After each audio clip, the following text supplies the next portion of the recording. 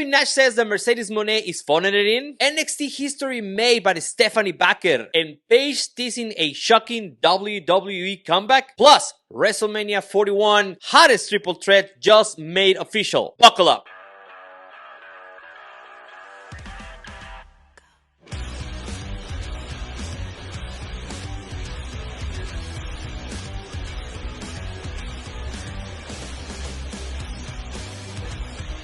Welcome back to the No Shave Men Cave. This is the unfiltered and unshaved episode. This is when we get together once a week and talk about the most important topics of the week.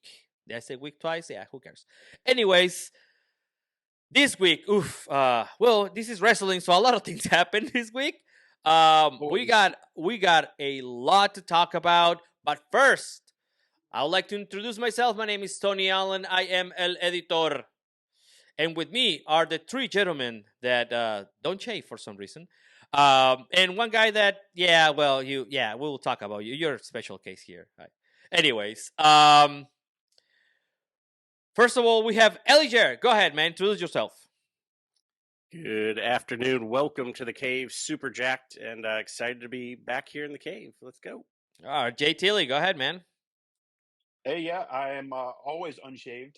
So, fun fact, in case you wonder why we're unshaved, is because we spent 20 plus years of our lives having to shave every day. So you get out of the military and you're like, F it, I'm growing it out. So there's your unshaved part. And Justin Outlaw. Come on, man. What's up? Justin Harvey 75. I don't shave the armpits. I don't want to. It's like a kitty in a headlock. Unnecessary information. Kitty in a headlock, bro. Okay. Wow. Oh, yeah.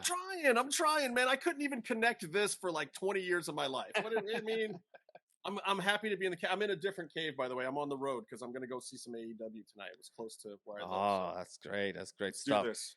All right. So, as you guys know, we are going to talk about what we believe to be, or editorial department believes to be, the most important topics of the week.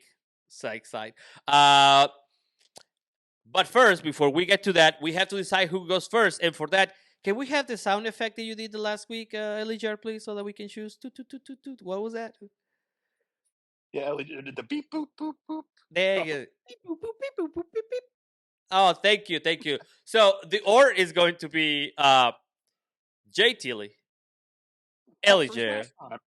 Sorry, guys. This is how this works. And, of course, Justin Outlaw as the closer. So he's going to probably kill, or whatever we say, he's going to kill it. He's going to do the opposite. I'm just going to bring up some new point that's going to make you want to boomerang like every topic, and then we're going to be here for 4. No, we're going to do this. No, it's fine. We got this. Okay, let me explain to you guys what happened. So we have hot topics of the week, and one of them is a special because it becomes a boomerang. That's where everybody gets to go a second round. So normally on our show, everybody gets 1 minute and 30 seconds to give their point or disagree or whatever the F they want. But in the boomerang, everyone gets a second round. This is usually reserved for something that is either super controversial or we just get hit up on the moment of it and we go for it. So I guess the first topic is going to be, this is going to be good. Kevin Nash criticized Mercedes Moné AEW performance. On his podcast on March 29, Kevin Nash harshly criticized AEW's TBS champion Mercedes Moné, stating she is phonering. He's actually used a spell that I'm not going to use. Claiming her performance in AEW don't compare to her peak in WWE as Sasha Banks. The comments sparked significant debate, of course, online about Mercedes' current run and motivation in AEW. Is Nash justified? I was going to say nasty. Is Nash justified in his criticism, or is this simply an attention-seeking moment? I don't think he needs that, though. You're right. I'm just saying. How has Mercedes Moné's run in AEW really measured compared to her WWE legacy? And this is a crazy question here. Is this intentional? The underperforming? Is it just, of course, I got my money and I got all the titles on the planet. Why do I have to make an effort? I'm not saying she's doing that to destroy AEW because that's what everybody's gonna say. But I'm just saying, who cares? We're gonna start with JT Lee. Hold on, JT Lee. You have 1 minute and 30 seconds. Yeah. So it's an interesting question, right? Because you look at the Yeah, that's what I talent made she's it. putting herself in the ring with, and it's top talent, right? She's going up against, Japan's top talent, independent top talents. So I don't see that part as phoning it in. However, there is something to be said about her in-ring performances. Because I even called it out, I think, on our last show that I thought the match with Billy Starks was the best match she's had in AEW. Correct. And that's saying something, right? Like Billy Starks isn't one of these big names that she's gone up against. Now, whether it's because people like Momo who've been in the business for so long are calling it more than her, and I don't know what the combination of it is doing that. But I definitely feel that like her performances aren't as strong as they were in WWE, but it's also a different style going to AEW. And I personally think, and I'm probably going to get flack for this, I think she needs more ring time in the AEW system. I think she needs to be on TV more frequently, getting in there with Billy Starks, getting in there with uh, Julia Hart, getting in there with Penelope. Get her in there and get these reps with Anna Jay, Willow, more of those matches, because those were other great matches she had was with Willow. I think she needs to get that under her belt. I understand she's got a big contract, 10 she's seconds. making movies and money and stuff, but I think she needs more in-ring time in the AEW system to start shining and then to get their money's worth. All right. Good, That's it. good time management. Elijah, you have 1 minute 30 seconds. Go ahead. Hey, so Kevin Nash, his podcast is number 13 in the sports space. So is he just trying to get clicks? His podcast is called Clicks, but is this just like clickbait? He's trying to get on more, higher rated podcasts? Is he trying to get himself over because he feels like he's starting to be forgotten because he's the old man on the lawn? We talk about the Oh, God. matches that Monet has had, and ironically, the one where she was the ring general in the ring, it was one of her best ones. So is that an indication she's having to follow a lot of these more seasoned wrestlers, and a lot of the Japanese wrestlers, they land real high. They're really, really stiff. WWE is sports entertainment. So I think there's something to it where she does need to run the ropes with some more AEW originals, or go to some of the production meetings, or have rehearsals or whatever. You see a lot of the wrestlers practicing in their own time. They've got rings at home, or they've got rings in the local area or whatever. But I think Monet has so 10 much talent. seconds. Her gear is always on point, and if one guy is saying she's phoning it in, it could just be for the attention. So we'll see. All right, time. All right. I was not expecting all of this. Okay. Justin Outlaw, go ahead. The biggest problem with Kevin Nash is that he is always going to be right. There's no one that can ever prove him wrong. He was the top guy in the business for several years. The business revolved around him. He's the sun. Everybody else was a planet at best. And guess what? Mercedes is still just a planet. So if Kevin Nash says it, it is true. But then you have to look at the truth of it. And it sucks because Kevin Nash does have a certain platform, but people have to listen to it, even if it is a little clickbaity. He has a perspective and an opinion. And if you want to know how a top guy feels, his opinion counts. It matters to everyone in the Right. business, period. It has to. And so you have to look at it. Who's she faced? She's faced Statlander, Willow, Momo, Kyrie, all these people. Like, the list of names isn't the problem. The resume is working. That part's fine. But when she left, she had her own agenda. And the problem is she is in a position now where she can run her own agenda unchecked. She gets to write her own creative. How did that go? Not so great at first, until she accidentally switched heel, and she brought her own writer from WWE with her. And that didn't go great. The in-ring stuff, who lays out her matches? I don't know. Her. She can lay it out as stiff 10 or as seconds. light as she wants. Some of these girls can do it, some of them can't. So they're both right. She's doing what she's supposed to be doing because it's her agenda. But Kevin Nash is right because he is one of the top guys of all Time. time, and he can say whatever he wants. Yeah, good. All good points. What I think is that there is an effect here, which we in the boxing community they call it the Canelo effect.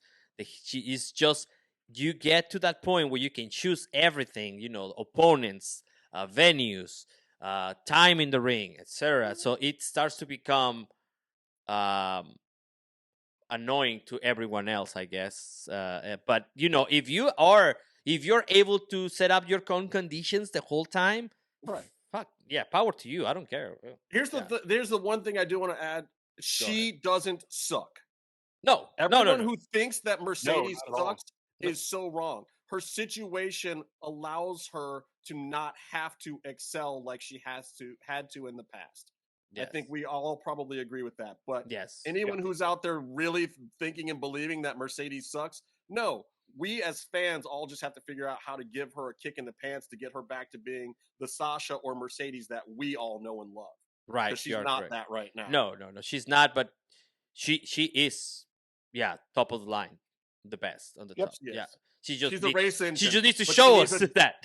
She's a freaking race car. She needs Yeah. a driver. Yeah, exactly. Right, Yes. and that's what I was trying to. She just needs to be on TV more and get us that experience we had when she was in WWE that we don't seem to get right now. Right. Yes. Look. Somebody's got to book that though, man. Well, Right, somebody that exactly. is actually, which should bring us to the next topic. I'm the king of segues here.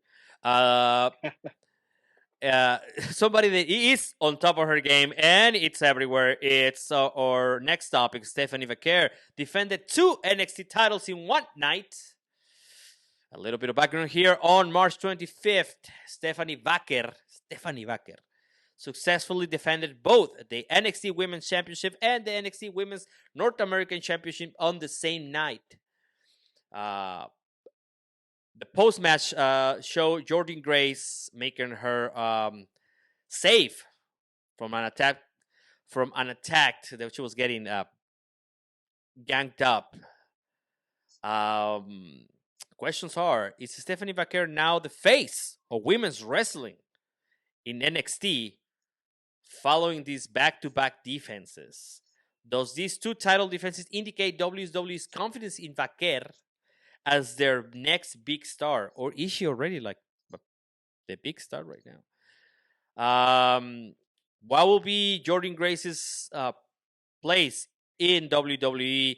Will she try to overshadow Vaquer's success, potentially harming her rise in the WWE? And I would like to, and I'm gonna add this right now. I just thought of it. Is Stephanie the answer to Tony Storm? Is it? If it is it there yet? If it's not, should they put her on Raw or SmackDown? Okay. I know this is probably gonna boomerang if it gets too complicated. JT, go ahead. So let me just say, I don't watch NXT, but I watch Stephanie Vaquer. Oh, there you go. Thank you. So that says something. That says, like, I know from what I saw of her in AEW, what I saw her in Mexico. It's like, oh, I want to see what she's doing. And I watched all of this last episode of NXT to see her from the first match to the last match, and it was great. The story was pretty good. I bought, I kind of understood what was going on, even though I don't really watch it all the time. So, the middle was not good though. Yeah, I didn't watch the men's stuff was just trash. Jesus, yes, please. But and it was great. It was good to see her win and maintain. I love the Jordan Grace feud coming up. Whether that dethrones Stephanie, I don't think so. And I'm glad you said, is she the face of women's wrestling in NXT? Because yes, but I wouldn't say she's the face of women's wrestling right now. But she is in NXT for sure. And then as for the last part about Toni Storm, no, I think WWE already has their Toni Storm version. They're just treating her like crap right now, and that's Rhea Ripley. Because to me, Rhea Ripley was that character, Judgment Day out, the Dom stuff, but they're totally trashing her character right now with this storyline going on. But if you gave her creative control and let her run, she would be their Toni Storm, in my opinion. Now, Stephanie could build there. She could absolutely be their Toni Storm in NXT. And then as they build her, bring her up to the main roster. Yes, I think so. But for right now, that's not what they need. All right, time, good time management. Elijah, go ahead. Yeah, I think like what JT said, she will be the face of NXT for the foreseeable future. It's sort of like the NBA when Michael Jordan came around and so many players didn't get rings because Jordan was getting all of them. So this will be a case of Jordan may not win a championship for a little while because they'll keep him on Stephanie probably past WrestleMania or at Stand and Deliver, which is their main WrestleMania for NXT. She may drop one of them or be forced to relinquish one or something like that. But I think WWE's answer to Tony is Chelsea Green. She can go in the ring. She is so seasoned, from her days at Lucha Underground.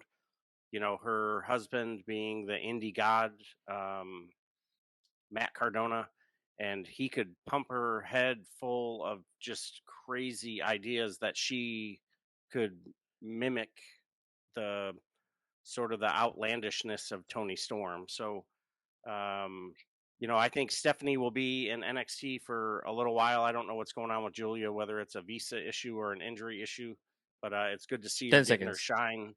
And let's put a rocket on Chelsea Green. She's already the U.S. champion. Let's take it to the next level. All right, time. Somehow this became a Chelsea Green. We were talking about Stephanie Becker. Anyways, Justin Outlaw, go ahead. No. The answer to everything is just no. Stephanie Becker is not it. I'm sorry. And it is the language barrier. Wrestling, if you can't talk, you can't walk. It's that simple. She's not there on that part yet. In NXT, she can be a huge star with a giant rocket ship on it. I think she's going to be the champ for quite a while. We've seen a lot of people go through there, that English was a second language. Asuka, Shinsuke, and the like, all the way down the line. She's one of those. This is a great position for her. I also think that Jordan is being groomed right now to be the North American champion. I think that will work out great for her because she was the face of the other part.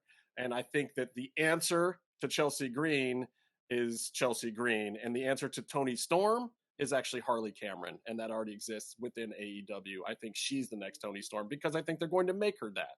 But the good news is women's wrestling is in great shape, except for the main roster at WWE, which is very, very sad. And I agree. Chelsea Green is the biggest star out of all the women right now, and followed secondly by Naomi right now. And that makes no sense to me. And I love both of them, so I'm happy with it. But I think that Stephanie Becker, they really need to keep her in a good place because the things going on main roster right now need a little bit of work. And what 10 seconds. does not need work at NXT is the women's division. It's in good hands with Steph. Their whole division is great. There's plenty of challengers. I look forward to watching all of it. Time. All right, some good points there. Yeah, I think that I gotta say something because we interviewed her on Thunder Channel about 2 years now, and her English has improved dramatically. Great. I gotta say that. I do have to say that. And it was one of the things that she mentioned that she would love to improve before making the move. And I think she was forced to improve it as she goes. But I think she's doing a great job. And as a person and that she's at the point where she can talk about her passion, right. And she can say, "I want to fight you and kick your ass," but she can't turn a nuance or a double entendre like Tony Storm. Not anytime in the next 12 years. I mean, Thunder Rosa is just getting to that point herself, and she's been speaking English for a decade and a half longer than Stephanie Becker. Comedic timing and cutting a serious promo. It is very difficult. Let me tell you, as a person that speaks both languages in a diminished capacity, both equally, I gotta say that becoming proficient not only in being able to return an insult in 2 languages, it's super difficult, bro. Like it's not as easy as people think because especially when you're angry and if it's not prefabricated, it is very difficult for you not to go to your native tongue. Like it's just because you just want to go like chingas tu madre. Because that's like right. And it's hard to do in English for some people. Yes. Like yes, of course. We talked about Tiffy before the show. She even had trouble with it last week, and she's good. Oh, sorry, Elise. She's hurt now. But But I got one thing to say though. Go ahead. Go ahead. And like, Justin, you said it's her language barrier that'll prevent her from going to main roster. I don't buy that because you got Penta on the main roster. You've got Io Sky. You've got a bunch of people who still have a hard time with English that are on the main roster doing things. So that's the only thing I take to counter that is like, Yeah, they can make it yeah. work. And out. Asuka, I'm you can saying argue. it will prevent her from being Tony Storm on the main roster. Yeah, Gotcha. That I agree with. Okay. that is She can't get to the tippy top All until right, I it gets to misunderstood another because I was like, place. oh, hold on Yeah. now. Okay, that I Because agree. even Asuka, because I would argue even Asuka and Kyrie and Io aren't there Yep. either. Like Io's even Right. doing great Well- now, and she's having trouble at the top holding the belt right now. Before we move on, I gotta say, see, this is the thing about WWE. They have layered their company so much that even though you are in the main roster, you're not really in the main roster. You know what I mean? Like, Right. yeah. So it's crazy. All right, we're moving on. This was great. Now we're gonna talk about our surprise induction into the Hall of Fame. So I don't know. I really don't know what to think about this. I'm gonna let you guys. I'm not even going to try. I just feel I don't know. I have not. I saw a video package, and I was like, "What the fuck does this mean?" I just cursed. The WWE cursed a lot is last to time, too. WWE is to induct Austin versus Hart WrestleMania 13 match into the Hall of Fame. People, they're inducting matches now to the Hall of Fame. So WWE announced on March 28 that for the first time ever, a singles match, Stone Cold Steve Austin versus Bret Hart at WrestleMania 13, is being inducted into the WWE Hall of Fame as an immortal moment. Austin and Hart are both scheduled to attend, enhancing WrestleMania week nostalgia. Also, that's why he was booked for those things we saw. Mhm. Anyways, is inducting individual matches into the Hall of Fame a good precedent for WWE to set? I mean, this is all fake, but I mean, don't tell Hey, anybody because don't say people will. that. Oh, I'm sorry. People get Easy hurt. with the F word, brother. All right. Real to me. What Real to other me. legendary matches should now be considered if this induction goes smoothly? And is this move a sign that WWE is struggling to find worthy Hall of Fame inductees, or is this just innovating market? Because soon we're gonna have induct to the Hall of Fame inanimate object Jay Tilly. like a chair. Yeah. Well, yeah. No.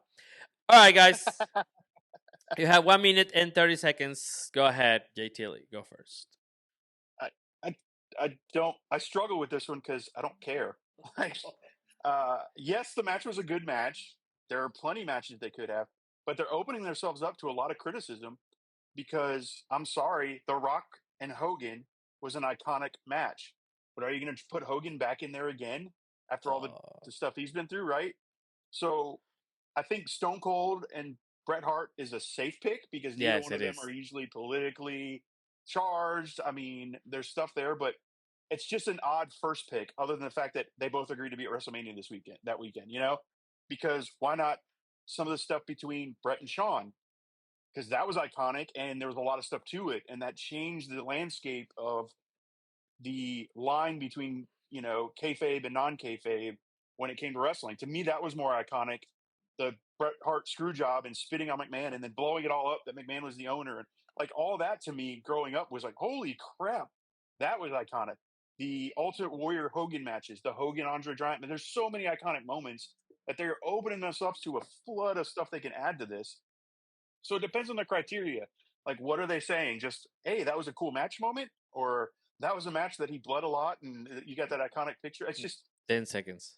It's just a weird thing to me to put matches in. Like, put the people in and put them in because of the matches they did, but the matches themselves, you can do a whole nother category. It doesn't have to be Hall of Fame. It can just be like, hey, Time. check this watch list out.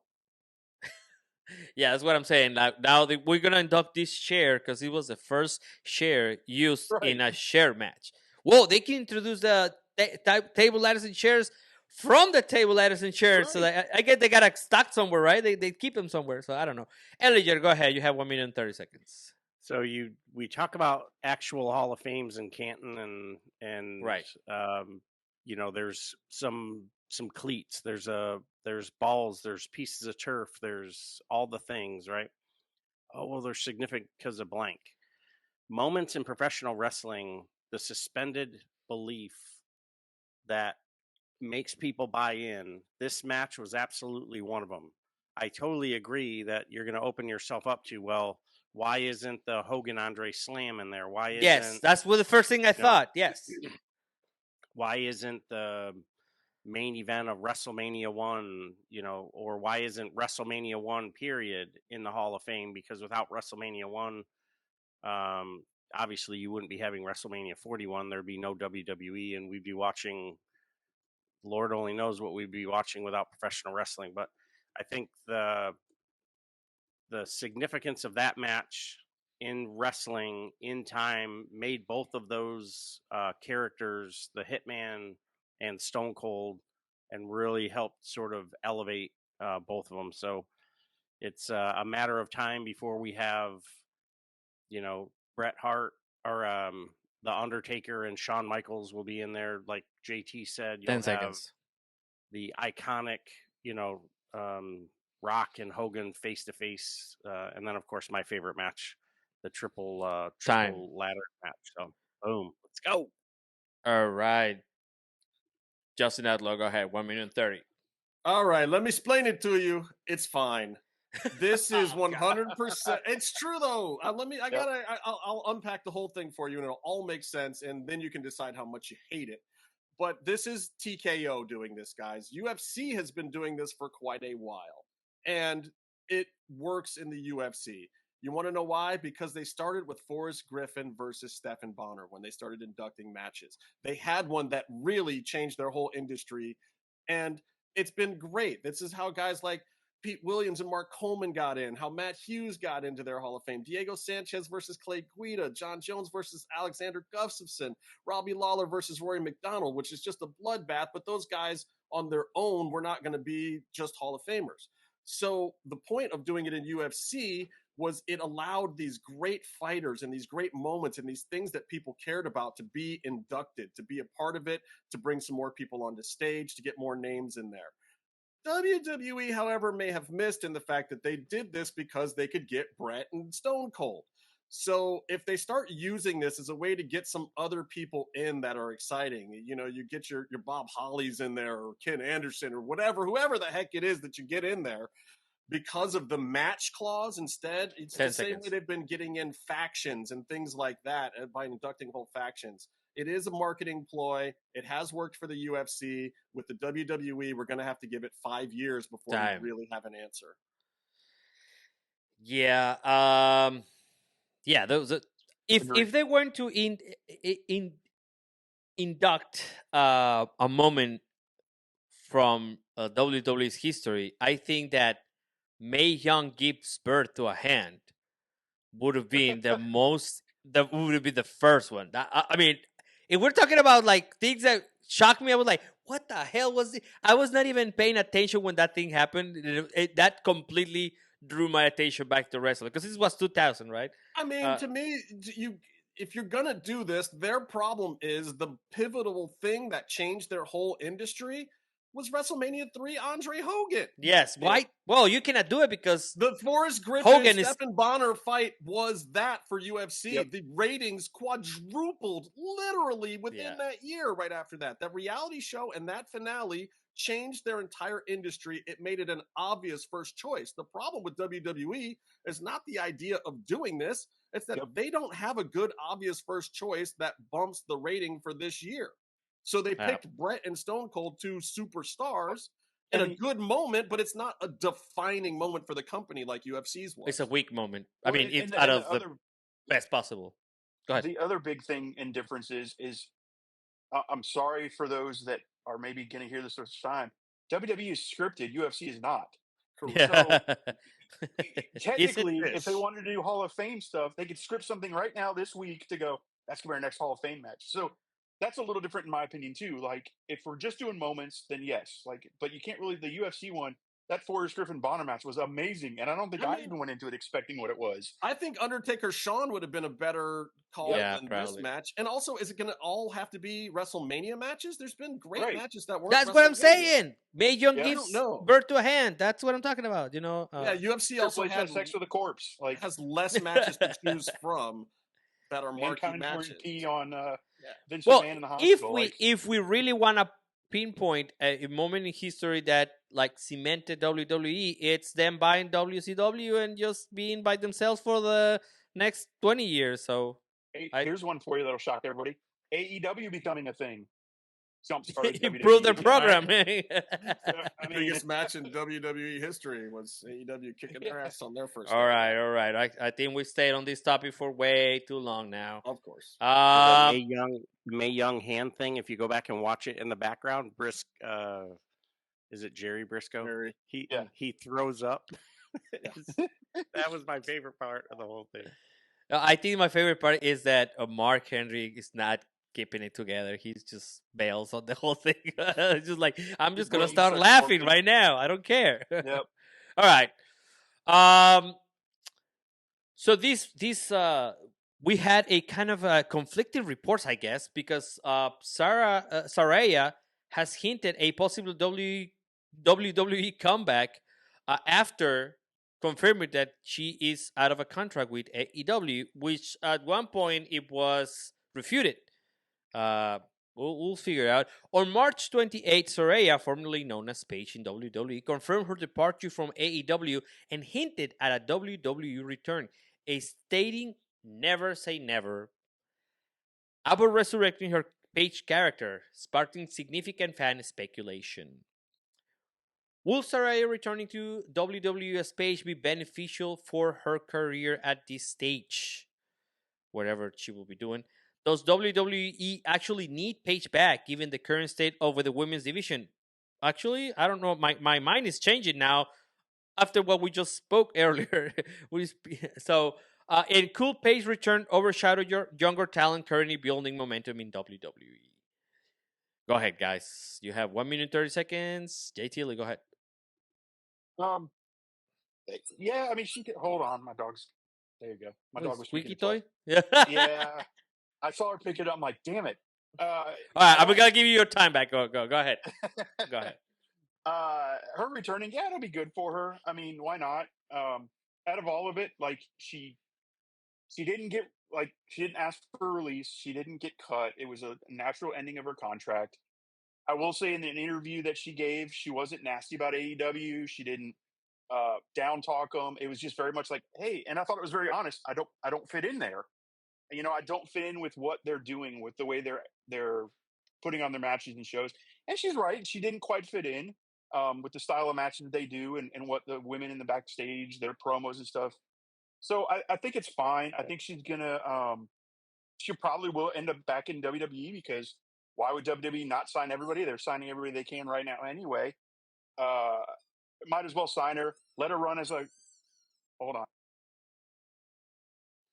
Let her run as a a manager or something on the show, and just have fun with her. Like, you don't need to put her on there. And the other thing is WWE wouldn't clear her because of her neck injuries. So what if their doctors don't clear her and she goes back? You know, she's not going to wrestle. So it's just one of those things. It'll be what it's going to be. I think it's fine. To steal Justin's line, it's fine. I have no respect for the way she left. Well, you had 10 seconds left. Thank you for the time management. Yeah, I don't think she will be wrestling in WWE. I think that's the whole point of that. She's more of a manager now, and that's fine. She had a wrestling career, and people get injured. This is what this is about, man. People get hurt. That is unfortunate. Elliot, go ahead. So Paige Saraya, she had an amazing run in WWE, was injured, and they tried to put her in different roles as an injured sports entertainer. Her coming back, she can't go to NXT to be the general manager there because Ava's there. They just hired, just appointed the Evolve manager. Does she come to the main roster as a faction lead, and she runs, some faction that Finn Balor is going to start putting together or whatever. She didn't fit in AEW. I think it's, she she was a promising talent that it just didn't go the way that everybody wanted. She wanted to be on. Everybody wants everybody to be on the Rushmore, and it just didn't work. She's been super injured. Like, you look in the NBA or NFL, promising careers go away. So I think she won't. Her coming to the WWE, I don't really think it would make much sense other than be a feel good story. Oh, the returning Page, blah blah blah. 10 Well, seconds. then it's just another way for them to shoot on her like they have been with Ricky Saints. So we'll see. Right.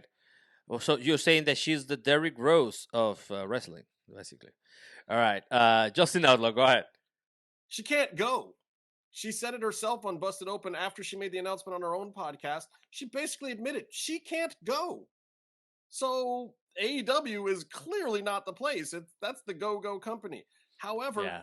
I'm absolutely fine with what she did there. And if you look back at it, it's a lot more than people think. She had more matches than you might even realize. She had a run there for a while.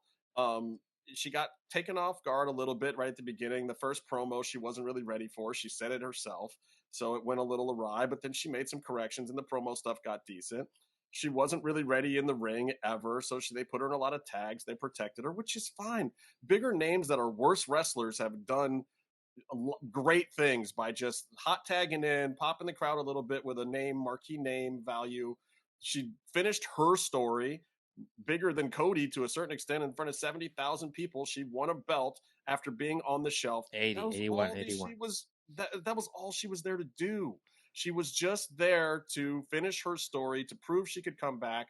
She might go back to WWE. I think she's a celebrity. She's a name that they could use. But if she's going to do it, you got to look at what the bar is that's been set. And I got two words for you: Trish Stratus. 10 When she seconds. had that cage match that I was not looking forward to, Trish proved that she can go. Can Paige ever prove that she can go? I don't know, but she can try. Time. Yes, I think she is a larger celebrity that she was that she got to be a wrestler because she was hurt, and it's part of life. Like, people get hurt, but I gotta tell you, when she came out in All In in London, the first one, and she won the title and all that stuff. That was a Huge. moment. Yeah, it was huge. I was there, and I actually paid attention, even though I was just chilling and And realistically, Drunk. she was very and drunk, respectful in the fact that wasted. she dropped that title back very quickly Yep. because she knew that she was not the one to hold that title for the company. She couldn't do it. She basically told Tony that and gave the belt back and dropped it quicker than they had planned to. But that's the way wrestling works. Sometimes you make those pivots, and she was selfless in saying, like, hey guys, it's not me. I did my thing. I'm glad that I helped with Yep. the big show. I had my moment, but man, I don't think I can go with these girls like this on a week to week basis and help bring them up. So what the fuck is, she Yeah, knew. She yeah, knew. And God bless her. She knew. You're right. She is leaving the right way. She knows. And if she yeah. wants to tease coming back to WWE, let her. She's earned it. And And it's also, right now, with the way WWE it's working, with Netflix, she already has a movie, made Yeah. about her, with which is now one of the most recognizable actresses on the fucking planet, right? Like, yeah, I'm a big fan of her. yeah, wouldn't be me too. surprised. Yes, Wouldn't be surprised if Netflix gets the rights to All in the Family the week Soraya debuts. Like, hello, surprise. But it's also good. Put her in the Hall of Fame. I mean, she deserves it. So you could right, bring her in and have a yeah, Hall of Fame run for her. yeah, I think it's fine if she goes back to WWE. I'm yeah. not one of those guys who's gonna be mad about it. Like some of these internet trolls. You know I what? love No, this no, in no. wrestling. I love the people jumping back and forth. I want everyone to have a job, and I want everyone to have a contract. If they could give a contract to everyone, I'll be happy. Well, there's some people, Exactly. that used to Not rip their everybody. shirts that I don't want to have. But anyways, But I would say uh, it's a go ahead. much better alternative. Soraya being humble and understanding. Thank you for the opportunity. I'm going to drop the title. I'm not, I don't have the horses. I don't have the horses to run. A much better alternative than having your 8th retirement match and going unconscious in the ring and all that. So kudos to her. Yes. Kudos to her. Yes. And everyone that's dissing on she's her very proud.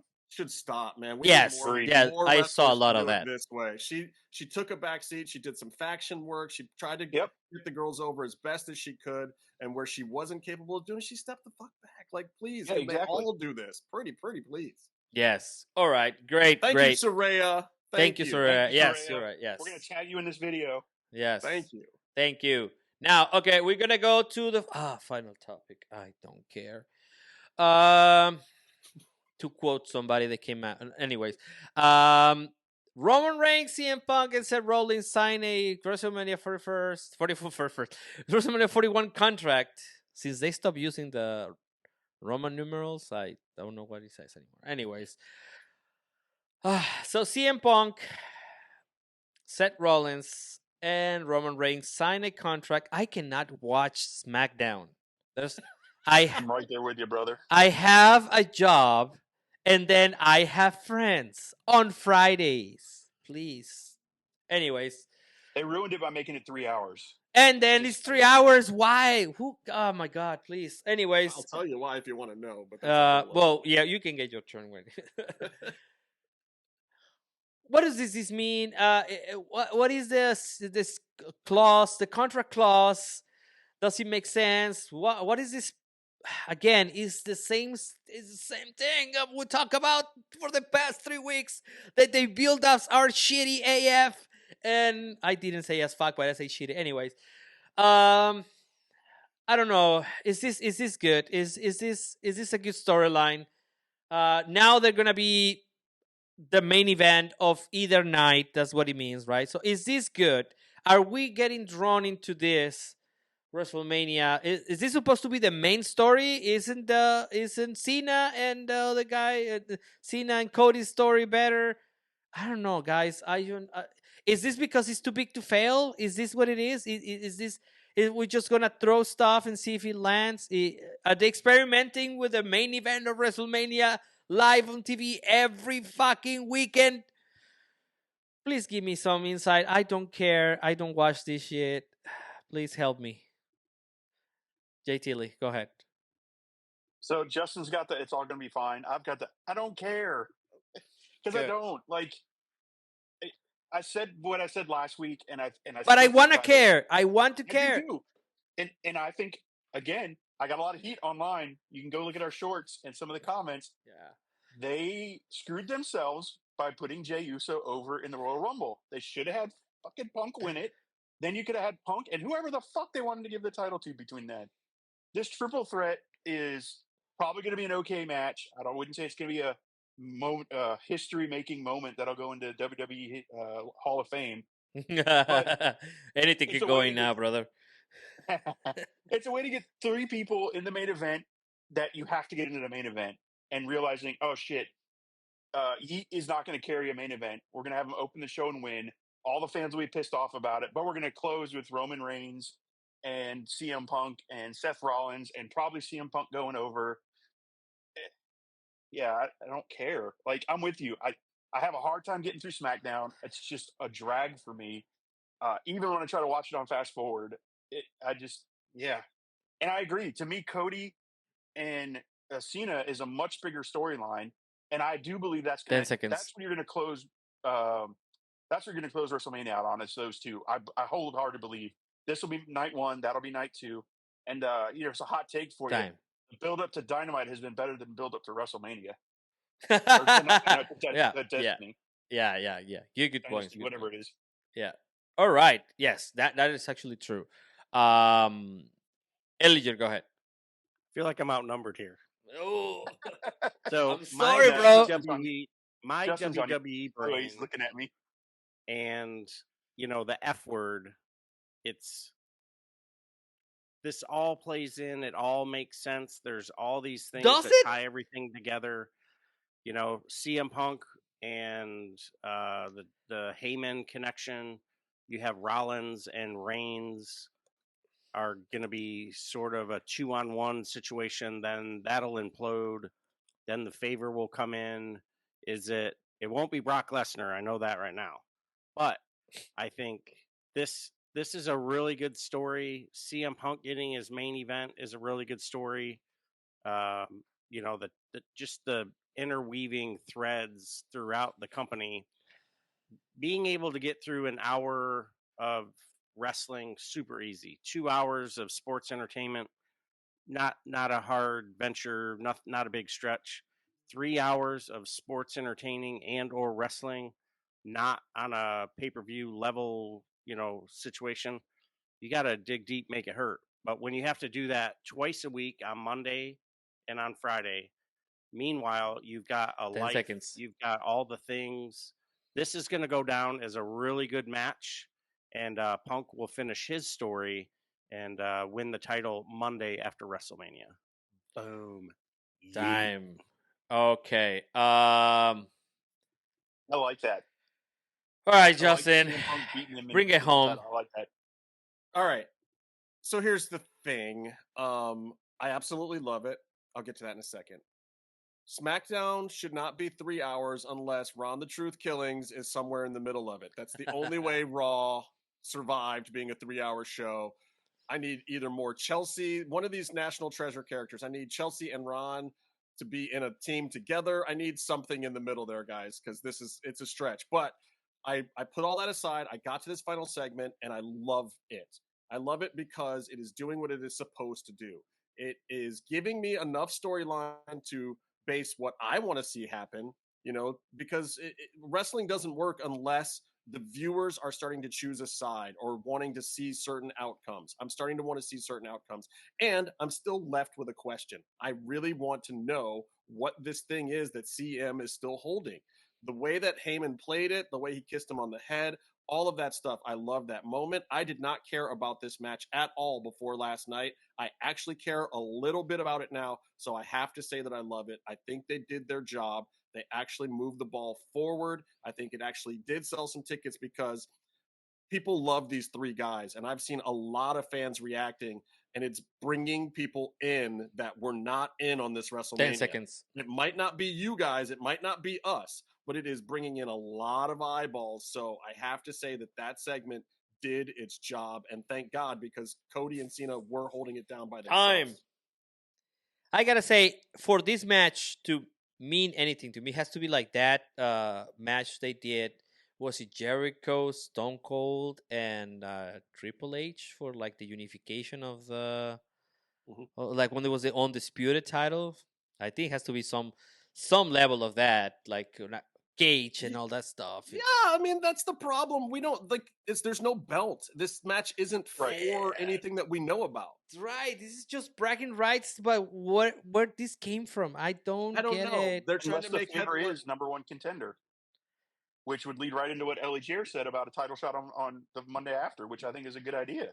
Like if they added that, I'd probably buy in. Yeah, probably that would make me. Yeah, they would make me care. I mean, However, sorts of crazy ideas about what's going to happen. Like CM Punk is going to ask for the favor, get in the title match with Jey Uso, win the belt or something, and then bring that into the like all sorts. It could be anything. It has to be something.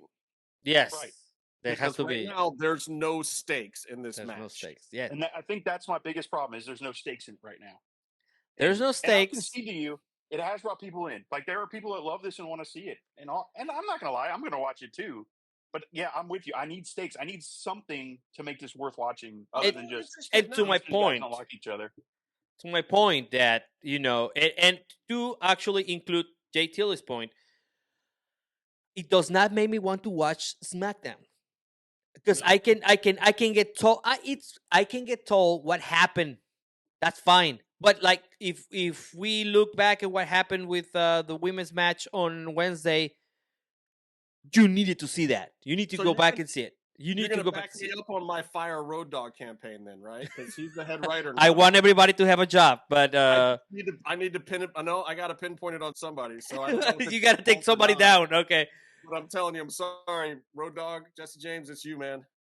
All right, Jesse James. Justin wants to talk to you in the office. Anyway, All right, guys. So we have come to the end of the show. Now, before No we go, boomerangs today. as we do, no boomerangs today. Everybody, You did what's pretty up? good. Everybody, closer. Thank you. Can I request to go first on the final thoughts? All right. Actually, Justin goes first on the final thoughts, and Can then I? Elijah, Can I and go? then you go at the end. No, I That's want to go first. You want to go first? I'll let Okay. him I want to go first. Well, rules are made to be broken, so I guess you can go first. Okay, this is the final thought. This Final is the end of the thoughts. show where we bring into attention things that we might have overlooked during the week, things that we think that are important that had to be put out there for people to know. Everybody still has 1 minute and 30 seconds. Oh, sorry, no, nobody has time on this one. You can go ahead, JTLA. Take your time. Please don't kill Yeah, me on the editing. Go ahead. No. I just wanted to go first because I did not get to do the Dynamite review.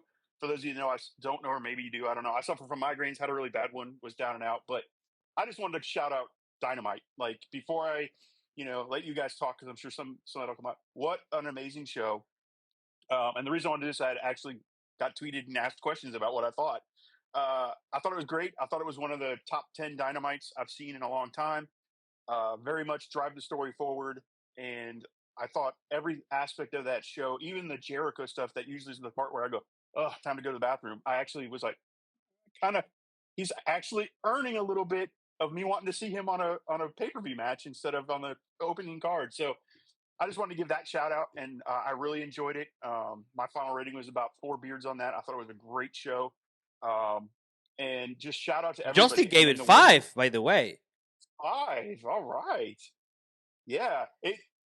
I'm going to stick with 4 because a couple more things I would like to see different. It didn't hit on all my categories for a 5, but definitely enjoyed it. And then the women main eventing again, 2 weeks in a row. Keep it going, Tony Khan. Keep giving the women the shine. They are building stories that people care about. Get Harley Cameron back on TV in another story doing something. Keep the Marina Shafir and Willow going. Like, keep building those women's stories so that you can prove that women wrestling isn't just women's wrestling. It's fucking wrestling, period. That's all I got. All right. Thank you, man. Elijah, go ahead. Wow. No, all great points. I think, some of the significance of rolling into WrestleMania, some of the changes for AEW programming, some of the stuff going on the independents, Nick Nemeth, formerly Dolph Ziggler, coming out. He's he just won a championship at the ASW. It's Australian company.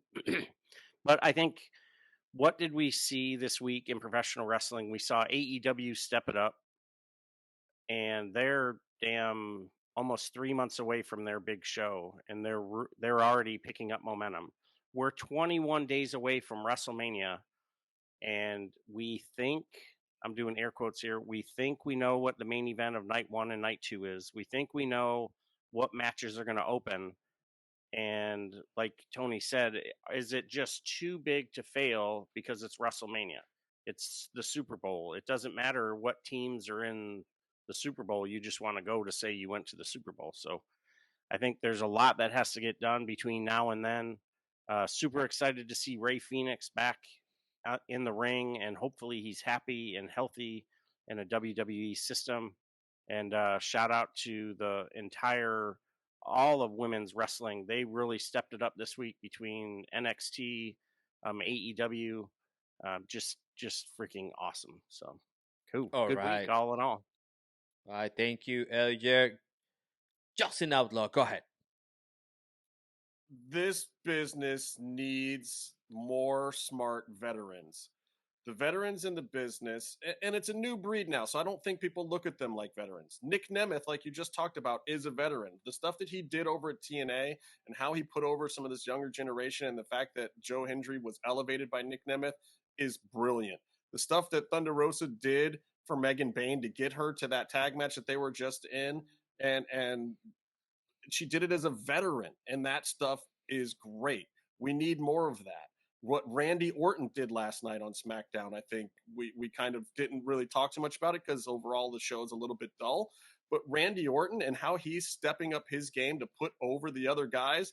And it's so funny because the new school way of wrestling with all the clapping and cheering and him not even, it was annoying the crap out of him. But we need these guys. We need this generation to step in and learn how to be veterans inside the business in a different way than the group before them. The hazing in the locker room's gone. The rough treatment, the wrestlers' courts, all these things that kept the business going for a long time are gone.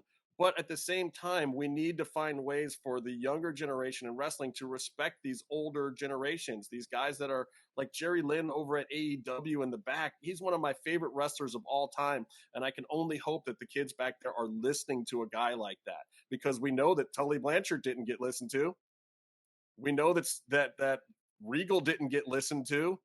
At least that's kind of what we suspected from when they exited and the things that they've said. But they were the previous generation. So we need the guys like Jerry Lynn to step up. We need the ones that are still in the ring right now that are getting older. Soraya's only 32, guys. 32 years old, and she's stepping aside but doing it the right way. Maybe making a move back to the other company, but finding her way and finding her voice as a veteran in the business. And we need these people because that's the way the business works. It's been handed down from generation to generation. It is a folk tradition. It is a carny folk tradition. And if things aren't passed down from one to the next, it's not going to work. It's not going to work for us as fans. It's not going to work for them as workers and performers. And I see that there are gaps, but I want to applaud the people who are out there doing it. All of those workers. And in WWE, there's a lot of 40-plus workers right now. I mean, even LA Knight, Tama Tonga came in plus 40. Some of these guys, like Karrion Kross is starting to get up there and starting to be a veteran. Like the Usos are getting older now. Like all these guys are getting up there to the plus 40 bracket, like 38 and up, as starting to be a veteran. And we need them to lead the way for everyone who loves wrestling. Thank you, Justin. No, plus 40, it's good. Plus 40, 40 plus. 40 plus is yes. 40 plus is good. Yeah, 40 plus is good. Yes. We're old heads according to the internet.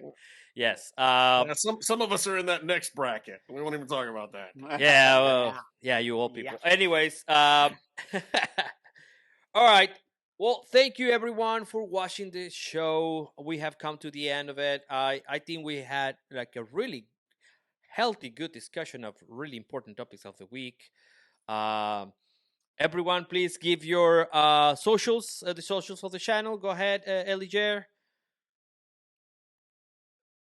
No, so we've got the No Shave Man Cave. No Shave Man Usually Cave. Usually go to me, you threw them off. Yeah. No Shave Man Cave across the board. We now have No Shave Man Cave _ title belts. Come check us out. I just posted about 8 or 9 of the custom titles we've already done. And thank you to everyone who's given us the opportunity to provide some really, really cool championships. And we've got a lot more queued up here. There's some cool collaborations coming too. So yeah, stay tuned for that. Very, very excited. Yeah. So the socials, No Shave Man Cave, wherever you get all your socials, NSMC with _ podcasts on Twitter and Instagram. On the gram, and Twitter. Come check us I out. updated on Twitter. All right, Justin, go ahead. Give your socials and at Justin Harvey 75, and if you want to follow my old podcast, it's at MMM Show 75. I talk wrestling, I talk MMA, I talk stuff. Hit me. And if you get flamed by me or blown up in the comments, sorry, that's your fault. You don't post dumb shit, and I won't blow you up. There you go. My name is Tony Allen, IML editor. You can find me at Tony ST Allen. ST stands for, I don't know, I think it's stoner. I don't know what it means. Anyways, at Tony Allen ST. Tony ST Allen. I keep forgetting my own handles. Anyways, know your name. Yeah, I don't know my name. It's made up, so I don't care. We have like 15 of them, so yes, yeah, I do have a lot of names. Don't tell people. Thank you for watching. Thank you. Please share, like, and subscribe. We are growing. There's a lot more content coming up. We are going to shoot a whole bunch of these shows so you can watch them. I hope that you can come to the No Shave Man Cave and make it part of your wrestling watching experience. Thank you very much. Elijah, take us out. Right on. Thank you so much for checking us out here at the No Shave Man Cave. To all of our brothers and sisters at arms and first responders, thank you so much for what you do. Keep on doing it, and make sure you stay safe. Get your ass back home. And until next time, take care of yourselves, take care of each other, and we'll see you on the floor. Let the bodies hit the floor. Let the bodies hit the floor.